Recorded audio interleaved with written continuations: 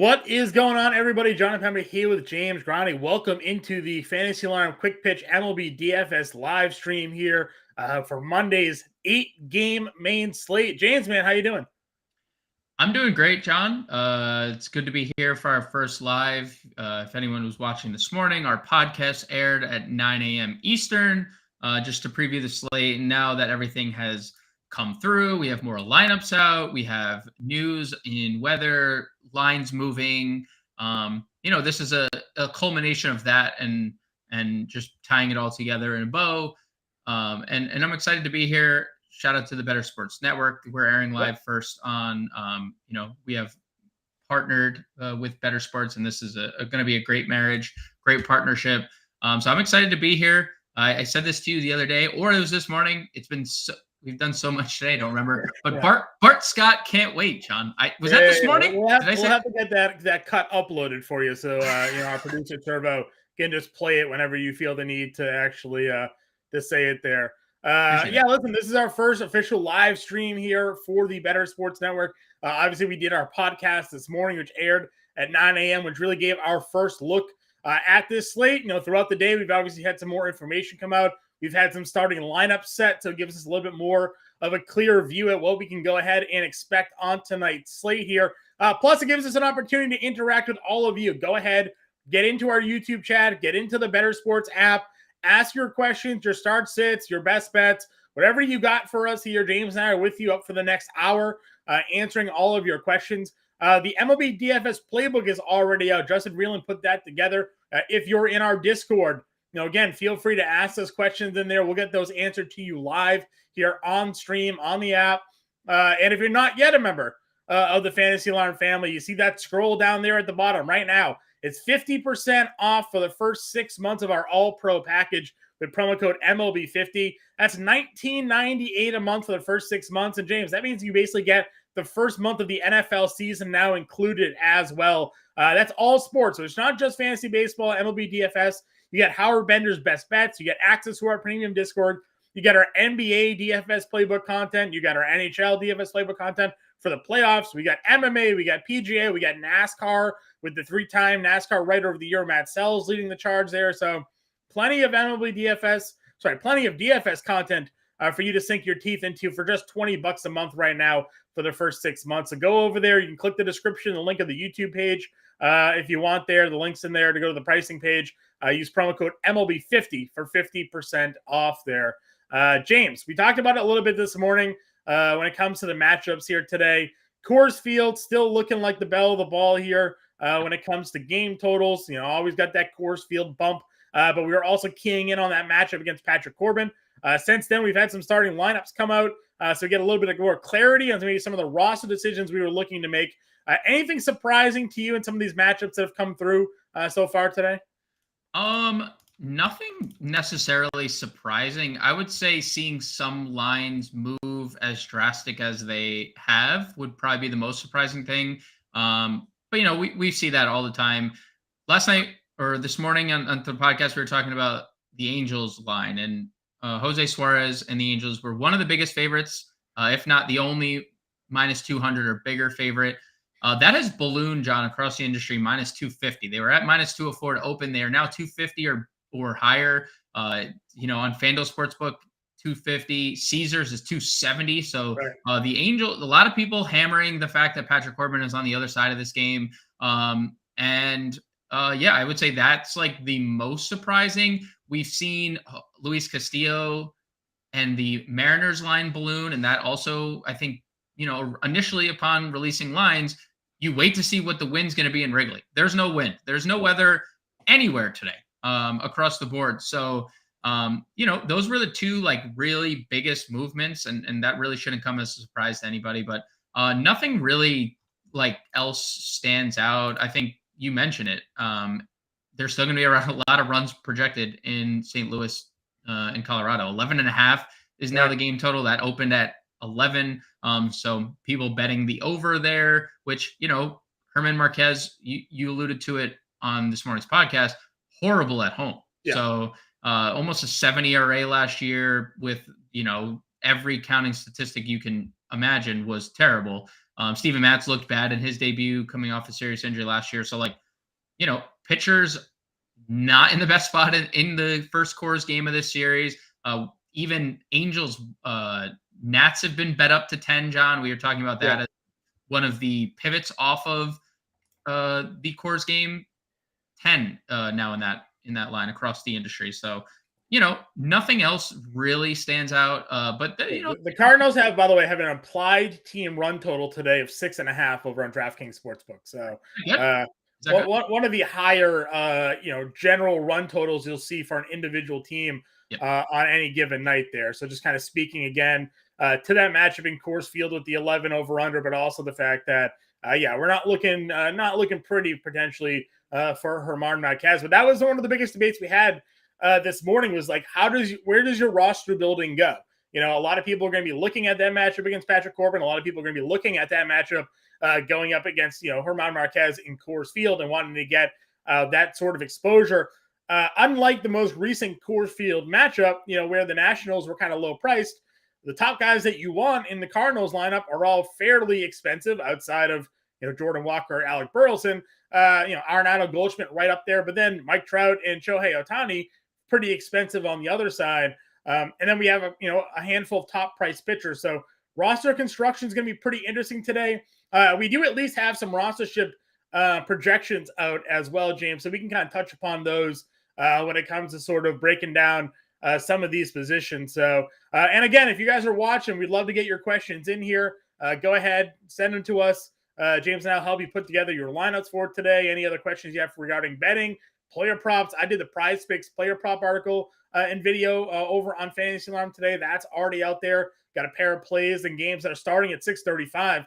That's the one thing, James, right? We're covering the first slate, the main slate here for DraftKings and FanDuel. Right now, baseball games are starting off at 6:30 in some places here.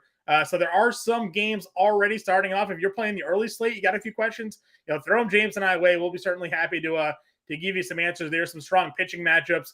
Framber Valdez goes up against Pittsburgh. Alcantara is running up against the Phillies there. So some top stud pitchers on that kind of 6 p.m. slate. But when it comes to that main slate, we had a little bit of debate. It was aired earlier on the Better Sports Network Twitter channel, breaking down this pitching. Has anything changed for you when it comes to Scherzer, Castillo, Urias? No, but kind of what we talked about, and we could just quickly break it down, was what was Max Scherzer's ownership going to look like? Because when you look at the top three guys, and I think both of us were in agreement, there is three at the top and then it's everybody else, really. Right. It's Scherzer, it's Castillo, Urias, as you mentioned. Scherzer has the toughest matchup, in theory. Luis Castillo has a soft Cubs matchup. He's looked great. Luis Urias has looked great. And San Francisco, although they've looked good with power, they've been striking out astronomical amounts. Right. Scherzer has not looked good and now has to face a tough lineup. From what I'm seeing, Scherzer's and this was kind of the argument, because baseball, there's so much value on today's slate. Like, people are not afraid to use the best pitcher in tough spots, and that is once again going to be the case, John. Max Scherzer checking in as the highest rostered pitcher on DK in terms of ownership, and that's a little surprising because I still think the edge goes to Luis Castillo. Like, if I'm still giving him the edge, I would even probably go Urias second. But it is worth mentioning, like, when you're factoring in ownership, Max Scherzer's checking in as the highest owned guy. Right. Does that sway you at all? Like, because I think both of us in this morning's pod agreed Luis Castillo was the best spot. There's no win in Wrigley. He's looked the best of the three. He's really just been dominant for, as long as he's healthy, he's been dominant the last few years. So I think it depends on the tournaments you're playing in. Maybe if you're playing cash games, you're leaning definitely more into the chalk of Scherzer there. If you're playing, single entry or limit entry contest, maybe you want to kind of ride that chalk because, like you mentioned, if Max comes in and he's the highest rostered pitcher and he gives you that vintage Max Scherzer start, you're kind of behind the eight ball. I would say of anybody on this slate, I don't think I'm stretching too much to say he has the highest ceiling when it comes to, he can go out there and throw 8-9 innings. It's been a while since he's thrown a complete game, but like he certainly can go there and strike out 10, 11, 12 guys and just blow away a slate. Castillo has looked good. We've seen Urias have decent numbers, but one of the concerns I had for him had been limitations. 6 innings and out, it seems like, has been the routine with him with the Dodgers. So, I agree. I think seeing that rostership with Max, especially knowing that there are some cheaper plays that you can get to today, I guess I'm not too shocked that see Max kind of up there. People like to spend up for starting pitching. And Scherzer's just that name brand that people just kind of trust in. Yeah. So I think just seeing the ownership come in on Scherzer, it does make you wonder what your roster would look like with Scherzer and Castillo at the top if you were to use both of them, or Scherzer Urias, or just using both. Because there is a lot of ownership coming in to a couple value guys that we talked about extensively this morning: Zach Gallen, Bryce Elder, Jose Suarez. But I think Scherzer Castillo obviously gives you the highest ceiling if you wanted to go that route. And there is enough value in St. Louis and there is enough value in Los Angeles. I think that you could make that work if that's the route you wanted to go. Yeah, it definitely seems the trends. If you're just, again, you can check out the draft percentage forecaster that we have over at Fantasy Alarm. It's part of that all pro package. So again, if you haven't signed up already, no better time than now. Go ahead and hit that button down in the description there and become a member of the Fantasy Alarm family. But you get that draft percentage forecaster and you see, a couple of value plays like you mentioned up there, and you see a couple of top price guys. It kind of makes you think that there aren't probably many double spends up at the pitcher position, right? A lot of people are going to be pairing Scherzer Gallen, Scherzer Elder, Castillo Gallen, Castillo Elder, something like that. So maybe Castillo Max is where you actually get a little different having both of those guys in there. And then if those value plays don't come through like we're kind of projecting or many people are hoping for, then you do get that little bit of an edge because, we'll go through the Cardinals lineup. A pretty obvious omission in that lineup today. I saw some people tweeting about their dismay about no Tyler O'Neill in the lineup today for the Cardinals. So we're going to get some more value, even more than in that lineup than we had initially expected to see in that spot against Colorado tonight. So, the double spend certainly could be an interesting strategy today. But, seeing Zach Gallen up there, seeing Bryce Elder up there, I told you right away when I saw that slate and I saw Zach Gallen at $7,100, I didn't think we'd get him this low again. We talked about the recent performances. Hasn't looked great. Also been pretty unlucky. The expected ERA versus the actual ERA is like 3 runs different. He started his season on the road in San Diego, on the road in Los Angeles. Now he's had a home matchup against Milwaukee. Zach Gallen was an absolute stud last year. Felt like he just got put into some really tough spots to begin the year. $7,100 against a Milwaukee team that's on the road feels like a spot where you could get 20, 25 fantasy points. Yeah, I mean, I think everything makes sense why Gallen's going to be popular. He's been unlucky, and that happens in baseball. And, getting to sleep in your own bed and face a slightly less potent lineup. Although we have to give Milwaukee their flowers. They are 4th in OPS against right-handed pitching this year. Pretty sizable sample, 255. It hasn't been like a lot of power. If we look at ISO 12th and ISO 166, which is, slightly better than middle of the pack. Gallen, the 2 home runs last start obviously could, if Milwaukee does get him into trouble, could lead to another unlucky start. But Sure. I think there is warrant to getting to Gallen at 71. Same thing with Suarez, same thing with Elder. I think my question to you, John, is I kind of really like Andrew Heaney in the mid-tier. And it's really scary. It's very scary because we know what Andrew Heaney could be. But we also know that he has very high strikeout upside. Yeah. This year, Kansas City, again, very small sample against left-handed pitching. 70 at-bat sample. 31% K rate. Only the Giants and the Tigers are worse. Yeah, I was looking at the Royals lineup today. I'm somebody that invested in Bobby Witt Jr. Bobby Witt this year has a 120 batting average in balls in play. That is not good. He has a 3% line drive rate. Also not good. He's basically just hitting a bunch of pop-ups, and when he is hitting the ball, it's getting caught. A 120 batting average in balls in play. He's getting pretty unlucky. Then you just kind of look up and down that lineup. Certainly some swing and miss in that spot there. Heaney, as we mentioned, a pretty strong strikeout guy. We saw him with the Dodgers last year in limited starts there. He went through and he had 110 strikeouts in 72 innings, 16 games, 14 starts. Like, that's a pretty legit strikeout rate there. So, I'm with you. And again, if you're kind of looking at our draft percentage forecast, they're comparing him to some of those other mid-tier or value guys. Then I think that you have, the option to pivot down a little bit and maybe be different.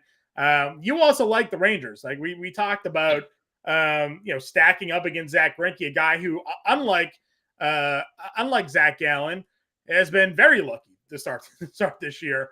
He's got an 80% strain rate. His projected ERA is 3 points lower than what it should be. So I think if you're kind of game stacking almost, you think Andrew Heaney's got the stuff tonight to, go ahead and do some damage against the Royals, and you add in the fact that you think the Rangers is going to put up some runs on Greinke, then you get that win equity potentially in Andrew Heaney tonight as well. Yeah, and, the Royals implied run total just 4.19, nothing to, be really confident at. They opened as minus 131 favorites. It's now minus 145 in places. Like, everything is going away from the Royals right here. Yeah. Their lineup tonight is bad.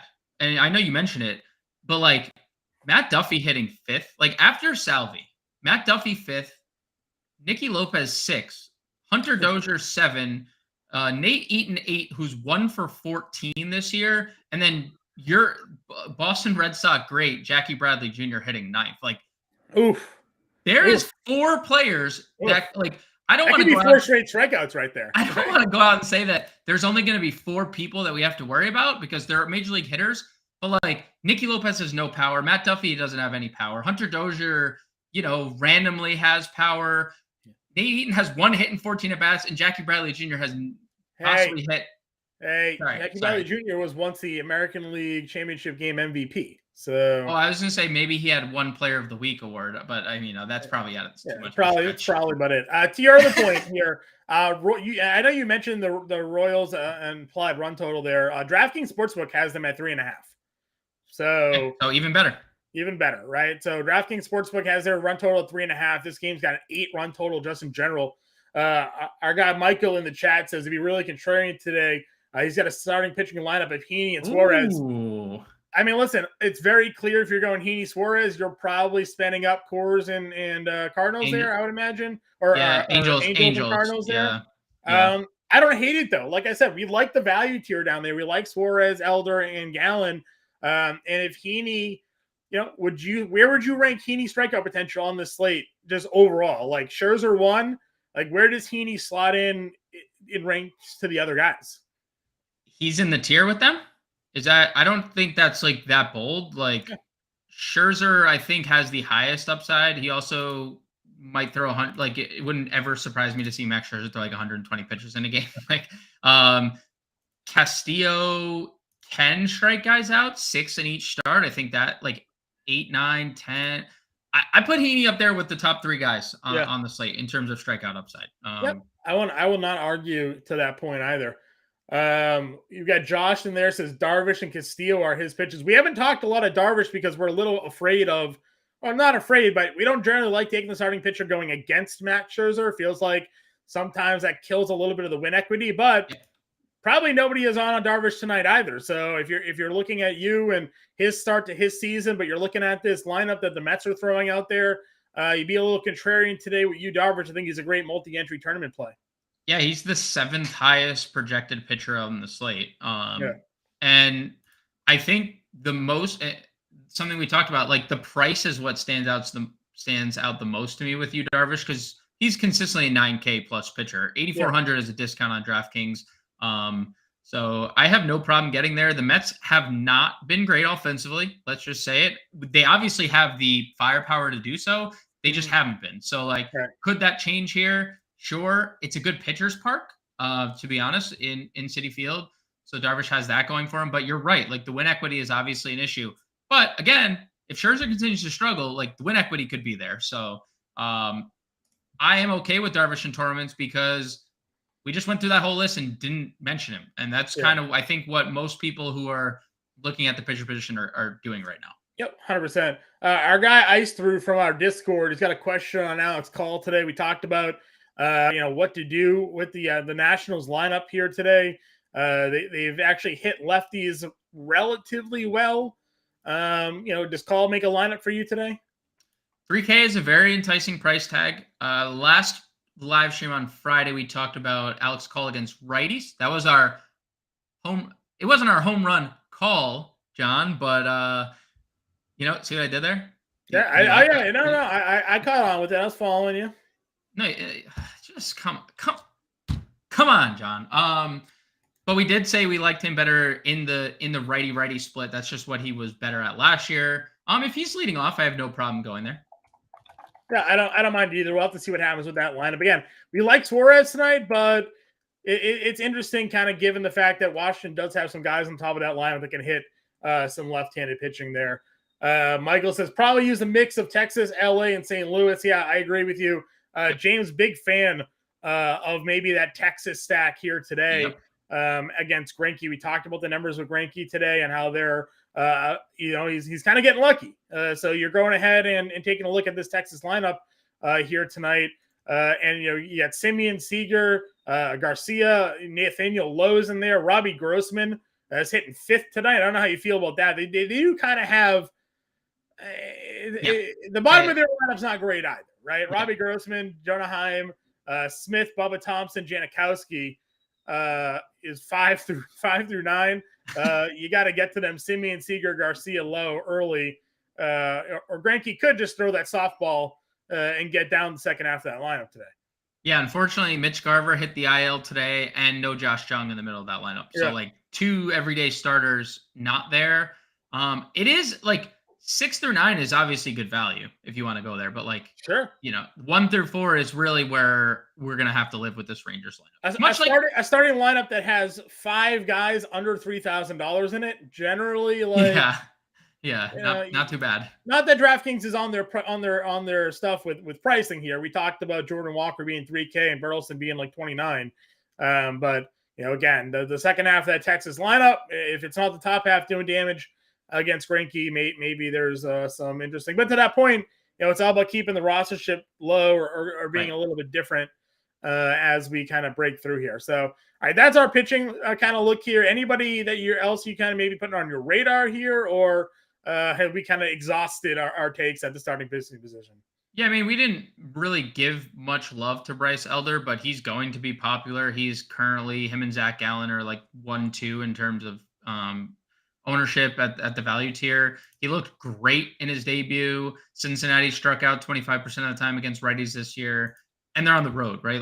We love facing Cincinnati's offense when they're away from Great American Small Park, and that's what they have today. I know Atlanta's a good hitting environment as well, but Elder looked excellent in his debut against a very tough St. Louis offense, and the 79 pitches could turn to 90 here as the season progresses.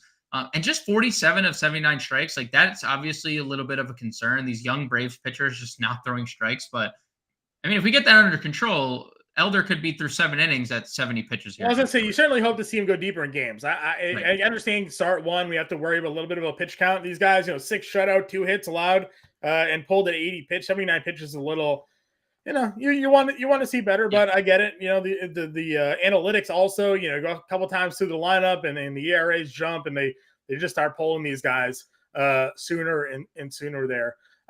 Going through the hitting spot here again, we talked a lot about targeting cores, targeting the Patrick Corbin matchup today. We like Texas. Is it as simple as you're putting in William Contreras today against Marquez, and you're just kind of, or Wilson Contreras rather, just kind of moving on? Probably. Like there are other plays. Like I think people are going to get to Elias Diaz in the middle of that lineup. Homered on Sunday, has 4 RBIs in his last 2 games, hitting 5th. He did hit lefties well last year. And then Logan O'Hoppe, same kind of frame of mind, like 3 home runs in his last 5 games. The only problem with him is he's going to hit 9th. So we talk about wraparound stacks. You can play him in a wraparound stack. You can play him as kind of like just a one-off to your Angel stacks anyway, because he's a $3,500 catcher and he gets Patrick Corbin and he has power. So like that plays. But yeah, I think Wilson Contreras stands out as the best guy above 4K. But I do think there's some viable guys under 4K, like Elias Diaz and like a Yeah, would Logan you O'Hoppe. would you use Jonah Heim? Now he's a guy that last year had some power at times. He's $2,600. If we're looking to punt down, I mean, we talked about Gabriel Moreno. He's got that lefty matchup against Wade Miley at $2,500. Tom Murphy is a guy that in the past has hit lefties well. He's got Drew Smiley. He's $2,200 here. Any of these other guys, way down at catcher that you have any interest in? I mean, I don't dislike Jonah Heim hitting sixth. I've told you, I've been on Texas kind of all day long. And yeah, their lineup is obviously not as great as I hoped for, but that does happen when Josh Young and Mitch Garver are out of the lineup. Heim hit 10 of his home runs against right-handed pitching last year. He is better from the right side, so like we lose that a little bit. But 2,600, like you're pretty much playing him. You're playing Gabriel Moreno at 25. If you believe that the little 3-game hitting streak he's on, is jumpstarting his offense this year, or you're punting and hoping for Tom Murphy to hit a home run against Drew Smiley, right? Because we know Tom Murphy has had success against left-handed pitching in the past. So like, I would lean Heim of the three. Moreno is probably the most talented bat of those three. But what did we talk about Wade Miley? Like, we don't want to use Wade Miley necessarily in DFS because the floor is so low with strikeouts. Yeah. But if he goes 6 innings and allows 1 run with 1 strikeout, would it surprise you? No, like he just not good enough for DFS, but also just not good enough, just good enough to not use many guys against him. Yeah. I mean, he pitched 9 times last year for the Cubs. He had a 3.16 ERA. So I mean, like, he's someone that just for whatever reason against Cincinnati, with Cincinnati in 2021, 3.37 ERA in 28 starts. You're right. He's not sexy because he doesn't strike anybody out, but a guy's throwing mid to low 3 ERAs pretty consistently. Definitely one that probably you end up finding yourself avoiding a little bit here. Plus, you look at the lineup, and we're waiting obviously for Arizona's lineup to come out, but there are guys in that lineup that we like that also hit left-handed. So could take a little bit away from. We have one, John. We have a lineup. We have an Arizona lineup. Oh, lovely. What do we got? Moreno hitting 8th, behind our possible favorite shortstop of the day, Nick Ahmed, hitting 7th. Yes. We got Marte, Rojas, Gurriel, Christian Walker, Evan Longoria, Jake McCarthy, Nick Ahmed, Gabriel Moreno, Alec Thomas. That is your lineup. So a lot of lefties in there. Surprised to not see our boy Perdomo at short. He's been very good against. Yeah, not in the lineup. We weren't sure about Perdomo if he was going to be in that lineup or not. Right. So, very interesting. But to your point, no Corbin Carroll tonight. They do have Jake McCarthy in there hitting 6th. Longo, we talk about the third base position, right? And we've talked about, we certainly like spending up at this spot. A lot of top end talent, Machado, Riley, Arenado, all right there. Evan Longoria, the ageless wonder himself, currently priced right in that mid-tier range. Where does he fit for you, at $3,500, the way he's hitting the baseball right now? Yeah, I mean, look, third base is really going to be a tough position to figure out because there's just a lot to like. Like, Nolan Arenado at the top is obviously going to be popular, 52. We talked extensively about what St. Louis's starting lineup was going to be this morning on the podcast. Brendan Donovan is leading off. Eugenio Suarez hitting 3rd against a lefty. Anthony Rendon is hitting 4th today against a lefty in Patrick Corbin. Yeah. And then Longoria is cheaper than them all, 35. But Nolan Gorman, 34. Like, there's a lot of decisions. Yuli Harris Montero, 3,100 against a lefty. He's hitting 6th today for Colorado. And Gifo's hitting 7th.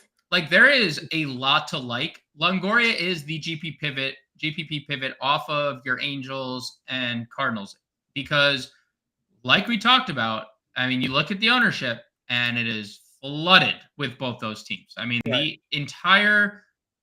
the entire board is red because it's just Angels and Cardinals as your top dome plays at every position. So if you want to be different, I'm perfectly fine going to Longoria. because he has hit lefties well. He has had Whole career. a storied career hitting lefties, and that hasn't been different. Last year he went in advanced stage, and again this year. Yep. Arizona Diamondbacks implied run total on DraftKings at 4.5, minus 125 on the over. So they think they might get to they might be getting to Wade Miley a little bit here tonight as well. We talk again going up and down those lineups here. How are we attacking the Angels tonight? The obvious answers there are Trout and Ohtani, but if you're stacking, who's your three? Who's your number 3 stack guy when it comes to the Angels today? Brandon Drury, first base, second base eligible, absolutely mashed lefties last year. Over a 300 ISO, over a 400 WOBA, 900 plus OPS, and the only reason that was weighed down at all is because he's not really an OBP guy. He's was just doing damage. That was what he was doing against lefties. We know Patrick Corbin. We don't have to go into why Drury is such a good play, but Drury specifically, the multi-position eligibility is great, and the fact that he crushed lefties last year is so good. Plus, he's been off to a bad start. 5 at-bats against lefties. Hasn't really had that opportunity, and now we're going to get at least 2. Hopefully at least 2 at-bats against Patrick Corbin. Because if it's only 1, that's probably good for our stacks. Yeah. But I want to maximize as many at-bats against Patrick Corbin as I possibly can. So Brandon Drury would be the third piece that Angels. You alluded to the fact that we kind of like Nick Ahmed tonight, mostly because we didn't really care much for the shortstop position. So Nick Ahmed's here at $2,300. He's hitting 7th against Wade Miley. Has anything changed for you when it comes to the shortstop position? Not really. Bobby Witt is interesting if you want to play the home run card against Andrew Heaney. We talked about that as well. We didn't really talk about it. Andrew Heaney, as much strikeout upside as he has, can also allow a long ball. That has been his MO his entire career. So if you want to play Witt, even though he's been terrible, you can. I don't love Tommy Edman hitting 9th, but you do love the wraparound. You do love Herman Marquez attacking Herman Marquez at home. Gio Urshela is interesting. He's in the lineup, but he's hitting 8th. Does that correlate with your Angels stats? Not really. So it really is one-off Nick Ahmed. I think Josh Smith could be interesting if you're playing Rangers. Gets the lefty-righty, although Greinke's been historically better against lefties, at least in the last few years. He's been worse against right-handed bats, so you have that working against you for Josh Smith. But the eligibility is nice as well. So nothing's really changed. There's a bunch of guys that are okay. And then there's Corey Seager, who I've talked about extensively on the pod last night. He's $3K on FanDuel, $3,000. That is completely just. And you know what? FanDuel's doing what they're supposed to do, I guess, when a player's not really performing. Corey Seager hasn't done much. He doesn't have any home runs. He has 3 extra base hits in 9 games. He has 2 RBIs. But the expected batting average is 300. His expected WOBA is almost 500. 380. His expected slug is almost 500. Everything suggests Corey Seager is going to break out very soon. And it would not shock me if it was here against Zach Greinke, because what did we talk about earlier with Greinke, John? Everything we expect about Greinke is going to go in the opposite direction. So Seager is still my top shortstop. But if I'm not spending up and, depending on the route you go at pitcher, you might not be able to, because does Seager prioritize over Arenado and Goldschmidt and Trout and Ohtani? That's maybe if you're being different tonight, right? If you're being contrarian. Yeah, if you're being contrarian. But if you're not, and you are eating chalk in 2 great spots, then, playing Nick Ahmed seems more logical.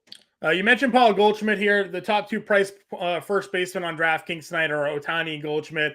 No surprise if you go over and take a look at sort of the draft percentage forecaster there. You take a look at Paul Goldschmidt, and he's right there, right at the very top.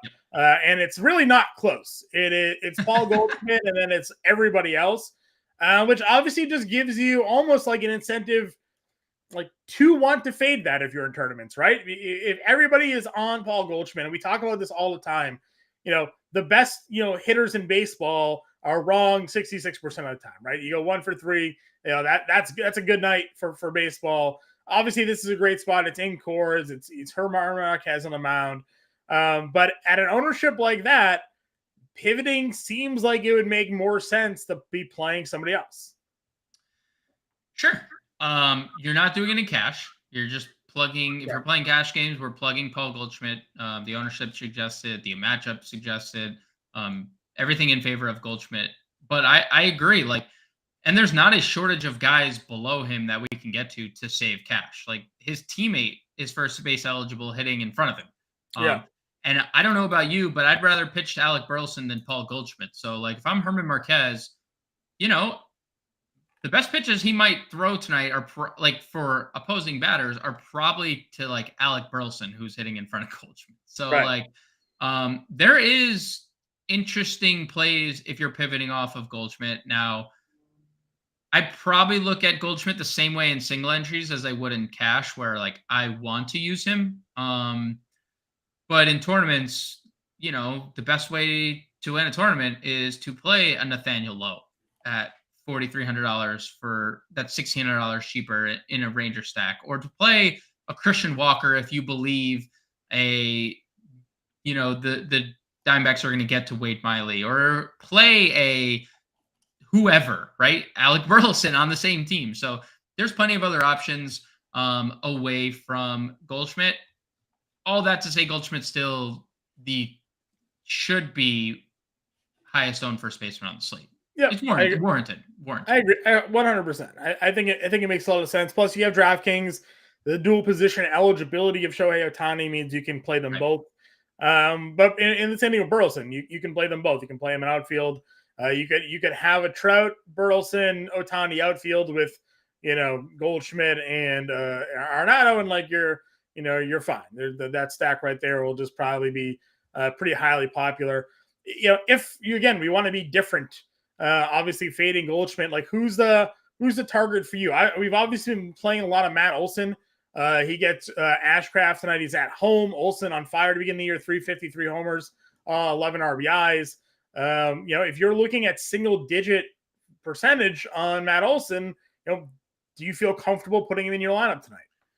Yeah, I mean, I always feel comfortable with Matt Olson because the power upside is just always there, and especially with how good he's been this season. So yeah, no problem getting to Olson. I mean, 8 extra base hits, 11 RBIs already in 10 games. The strikeouts have been, coming in bunches. Ashcraft looked really good in his debut. He also was way tougher on lefties last year. And we'll see if that continues, but righties were the superior side against him. So we'll see. My pivot is Nathaniel Lowe, personally. Yeah. I mean, I can't. I don't know how many more times I have to. I'm gonna just keep mentioning Rangers. I know the lineup is suppressed, and it's not as good as it was at 9:00 this morning when we liked it a lot more. But 4,300, Nathaniel Lowe had coming off such a good year. He's been okay. But we know there's more power in there, and we know again Greinke is due for regression. So has one career hit out Zach Greinke, but that hit was a home run. So proud of him. Could certainly have his number there. In our chat there, Michael is saying that he likes Ty France as well. Yeah, listen, I like Seattle today. Again, I feel like Seattle's another team that's gonna maybe go a little bit under rostered because everybody's keying in on that Corbin-Coors matchup. And they got Drew Smiley on the mound, a lefty there for Chicago. And Chicago, the wind isn't like we said, we're not expecting ridiculously high winds there. It's still a hitter's ballpark. So Seattle can certainly do some damage as sort of an alt stack there from the chalk that we're looking at. Yeah, and honestly, the middle of that lineup hit lefties extremely well last year, and I'll even include Julio Rodriguez. So the top half of the lineup. I mean. Top half of the lineup, Julio Rodriguez, 350 WOBA last year against Southpaws. Ty France, 320. That's the lowest we're going to see. Eugenio Suarez, 387 WOBA. Teoscar Hernandez, 446 WOBA. AJ Pollock, 394 WOBA. How about this one, John? Sam Haggerty, 66 plate appearance sample, 458 WOBA, 364 average for Sam Haggerty. Top 6, all over 320 WOBA. 5 of the 6 over 350. Maybe, John. Maybe. Maybe. Everything I've said about Texas, right? Flip. What was a front once we saw the lineup. And all that interest has now shifted to see. I mean, that is like, those are pretty staggering numbers. And Drew Smyly was obviously worse against righties last year. 750 OPS, 324 WOBA against Yeah. him. Lefties did nothing against him. So, like, but they're throwing 8 righties at him tonight. So maybe the Seattle interest is where Texas is where I wanted Seattle to be. Yeah, Texas has your heart, but Seattle has your mind. Sort of thing. So, I think that is an interesting spot. Again, Seattle now, though, you look at their pricing, they're also kind of expensive for their core guys there in that lineup. So, maybe more so again a lineup that fits a top price guy with a Gallon or an Elder to kind of pivot away. We will build the lineup here before we sign off for the day. We built one earlier today. We'll see if it changes much or if we want to just get a little bit different.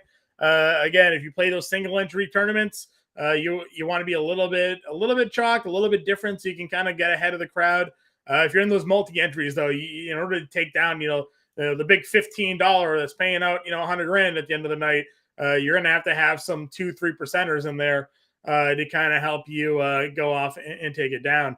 If we're going off of, again, just kind of breaking down a little bit more of this first base position here.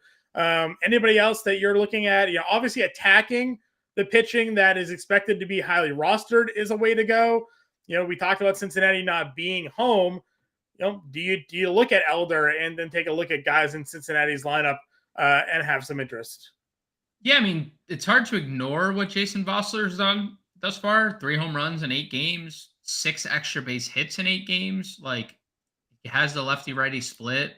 But I don't find myself getting there. Will Myers has been off to a slow start, but sign of life, maybe hits in 4 or 5, including a double and 2 walks on Sunday. So, possibly as a contrarian stack, not my favorite to go to, but sure.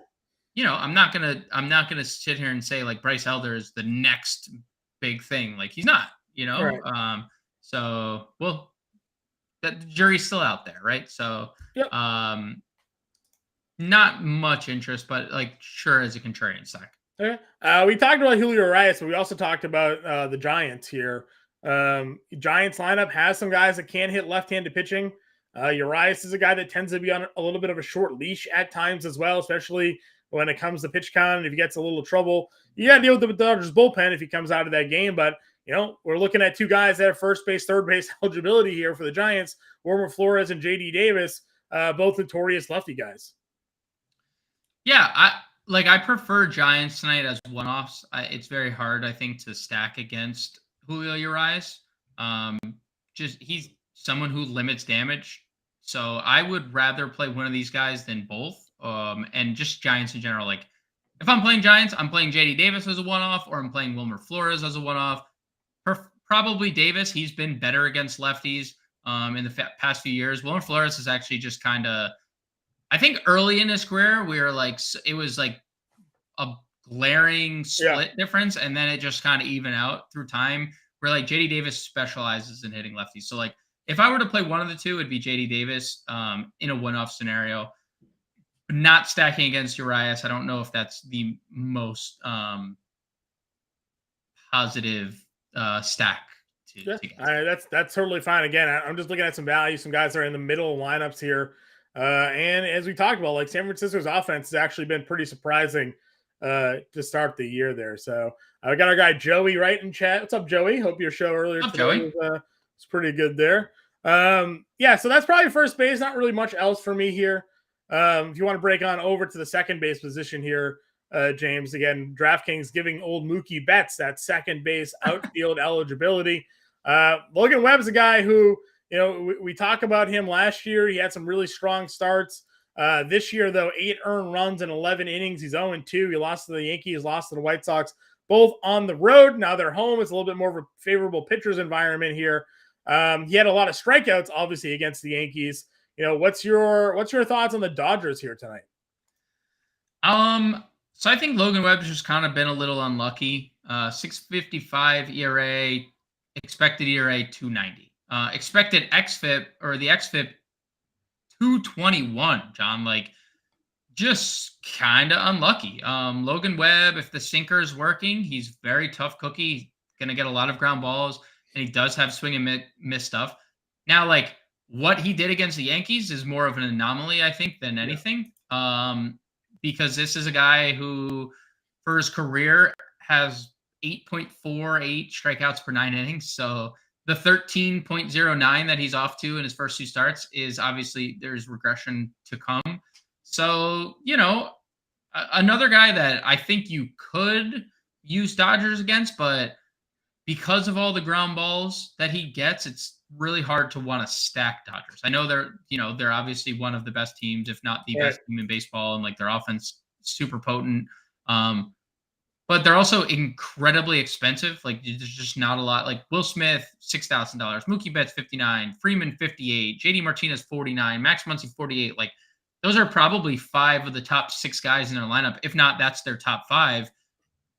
I would rather just allocate those funds to St. Louis in Coors or the Angels against Patrick. It's Patrick Corbin Day, John. Right. Like, we celebrate Patrick Corbin Day twice this week, by the way, because he's pitching on Monday. Like, this is a holiday in MLB DFS. I agree with you. For the sake of the show, we have to talk about other guys, because you're right. We could wrap this up in 15 minutes, like stack against Corbin. No, I know. I know. I'm just saying, like, I'm just comparing Dodgers to those teams. Like, and to that point, the Dodgers tonight, DraftKings Sportsbook again, their team run total set at 3.5. That's probably one of the lowest run totals you see the Dodgers have all season long. Yep, agreed.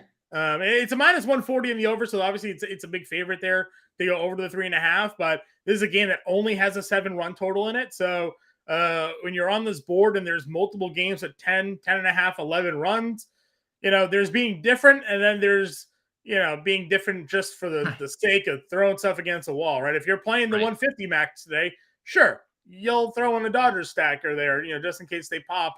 Vegas isn't always right, even though they built the casino on the tears of many gamblers. So, there's always something like that to take into account here.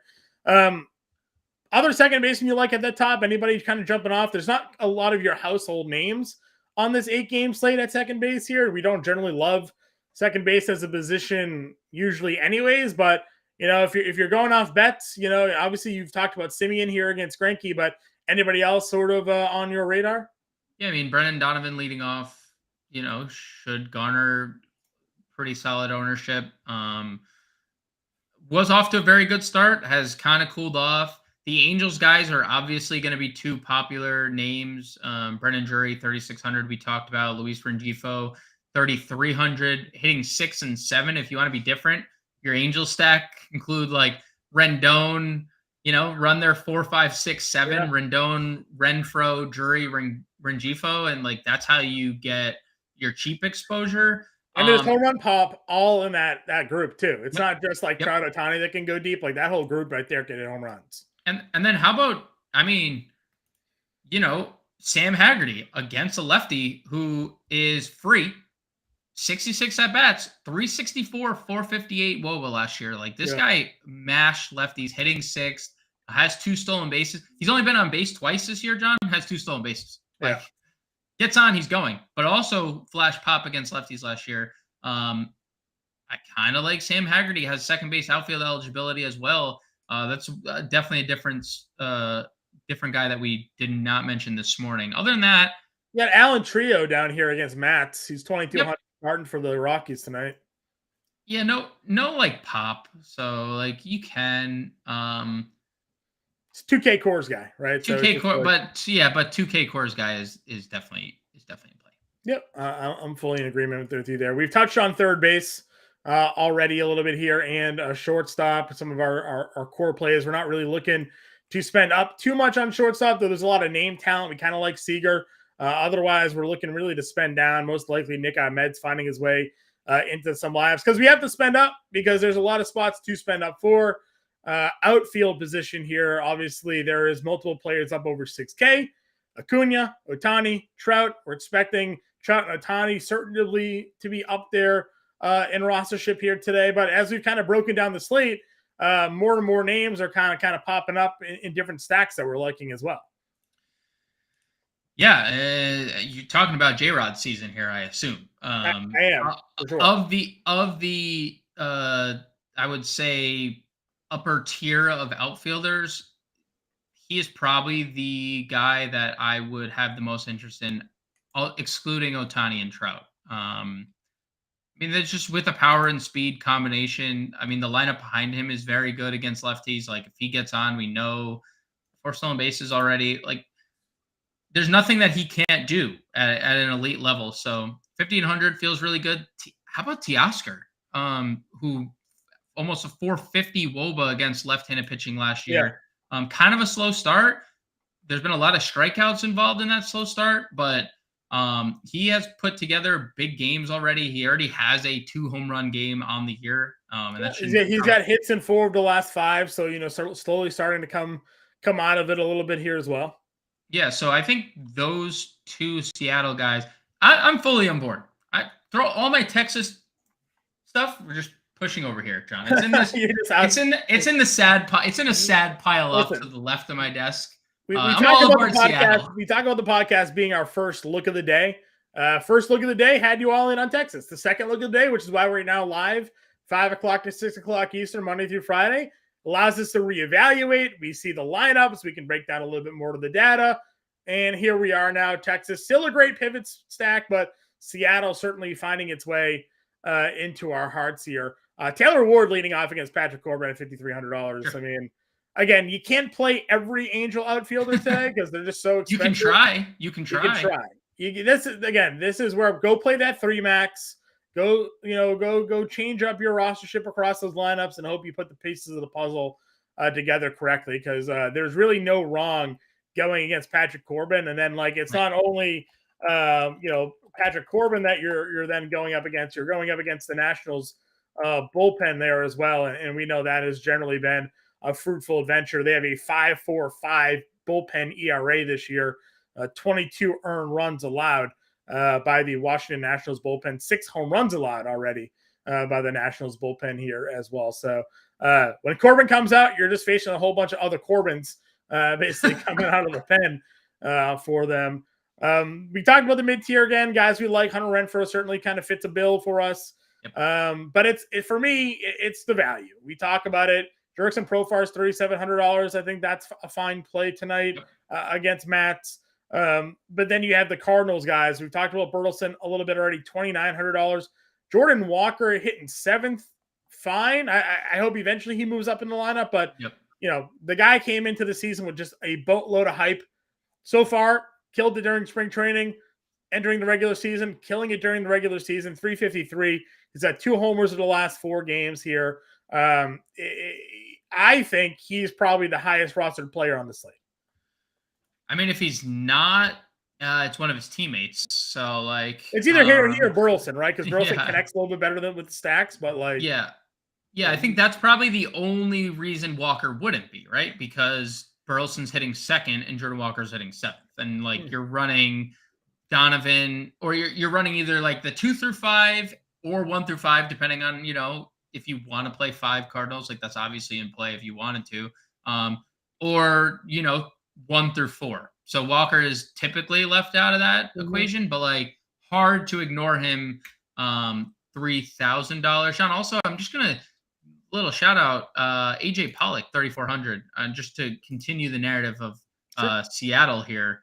Also has a 2 home run game, and also I mentioned he hits lefties well. Our boy Stone Garrett hits lefties. No, I don't want it. Stone Garrett hits lefties well. Shocked he's not a Diamondback anymore, considering they have 93 lefty outfielders. They probably could use a righty bat. But Stone Garrett has a slate-breaking performance already this year. So I think there's some interesting guys if you want to pivot off the St. Louis chalk, but the St. Louis chalk is in such a good spot. All right, so let's build a lineup here, James, and maybe let's go a little contrarian. So you like Seattle, right? I think Seattle is excellent upon further review. Give me our chalk stack. Is it the Angels or is it going to be the Cardinals? And we'll pair them. We'll do our best to pair them with Seattle. Well, John, this is our first build on Better Sports. Do you want to out of the guns blazing fade cores? I know. Guns blaze. just fading Core's first live stream. I mean, I'm down. I'm down because I do think we are celebrating a holiday that we do celebrate often on Patrick Corbin Day. Yeah. So at least 30 times a year we get Patrick Corbin Day. At least 30 times a year. Because they're paying him just a boatload of money they can't afford not to pitch him. To be their opening day starter for some reason. So yeah, I mean, I'm perfectly fine going Angels Seattle if that's the direction we want to go. And we will be watching the cores like this. We'll be peeking through our fingers, but yeah, I mean, I'm down to do that. All right, we go Angels Seattle. We go in Hop then here at 3,500 a catcher. Yep. All right, we got Hop first base. Are we going with France, Drury, or Ohtani? Well, let's use Drury. I want to play Sam Haggerty at second. I feel like that will afford us the value to get the outfielders we want. Haggerty at second. Third base here. We don't have to go full fade, obviously, on all these things, but third base. What's our option? We're going Rendon at $3,400, $3,900. Yeah, if it's not Arenado, I think it's Rendon or Rengifo at 33. Yeah, Rengifo, Gorman. I would say like the four for me would be Gorman, Rengifo, Rendon, or Arenado if playing. We want Trout and we want J-Rod, right? Yep, Trout and J-Rod. Okay. What was our other value outfielder that we liked?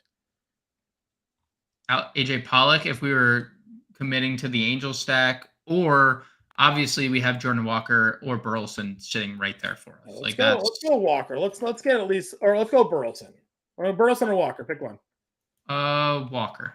All right, Walker in. Shortstop, we still going to go Ahmed here? Yeah, let's punt him in. Okay, third base then gives us. Can we get Arenado? We can go. We can go Arenado. We go Luis Castillo and Andrew Heaney, and that gives us a $700 left over. Kind of a lineup thrown together here. Certainly works at $700 left over. James, not a bad pivot lineup, right? We got our Patrick Corbin stack going on there. We got our Seattle stack. We got a couple of one-offs for some popular plays. Castillo, Heaney. We'll be back tomorrow morning with the podcast. We'll be back tomorrow afternoon, evening with the live stream here for James and I. Good luck, everybody, tonight on the main slate. We'll be back. We'll talk to you later.